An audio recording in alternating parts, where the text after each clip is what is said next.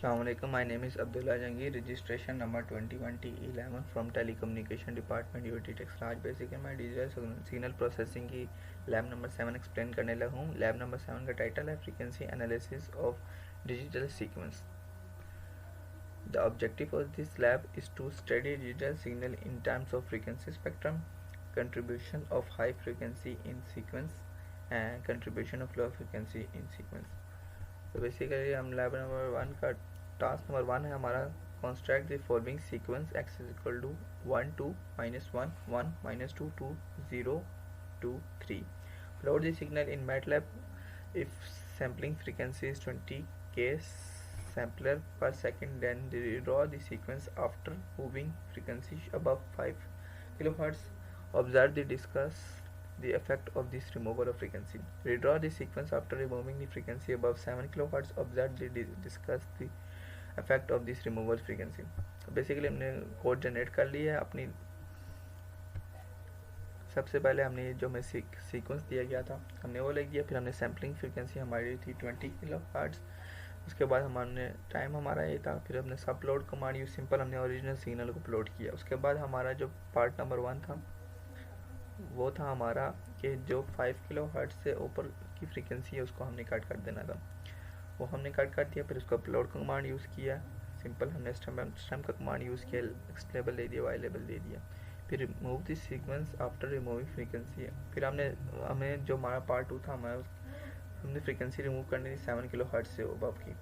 तो फिर हमने उसका इन्वर्स फास्ट फॉरियर ट्रांसफॉर्म के लिए प्लॉट का कमांड यूज़ किया, टाइटल दे दिया, एक्स लेबल दे दिया, वाई लेबल दे दिया, सिंपल प्लॉट का सब प्लॉट कमांड यूज़ किया और हमने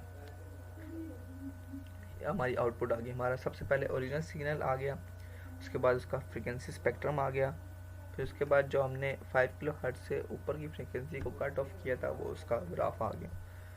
उसके बाद फिल्टर सिग्नल आ गया 7 किलो हर्ट्ज से जो ऊपर की फ्रीक्वेंसी को हमने कट किया था, फिर उसके बाद उसका फ्रीक्वेंसी स्पेक्ट्रम आ गया। हम टास्क नंबर 2 पे अब मूव करते हैं। टास्क नंबर 2 में हमें एक ऑडियो दी गई है, उसका हमने कैलकुलेट डिस्क्रीट फोरियर ट्रांसफॉर्म करना है। उसके बाद हमने remove the upper half of the frequency above sampling frequency 4 above.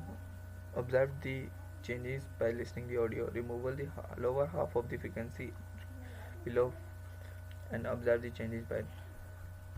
Simple MATLAB पे हमने कोड परफॉर्म कर लिया। उसके बाद सिंपल हमने उसका कोड ये जनरेट किया।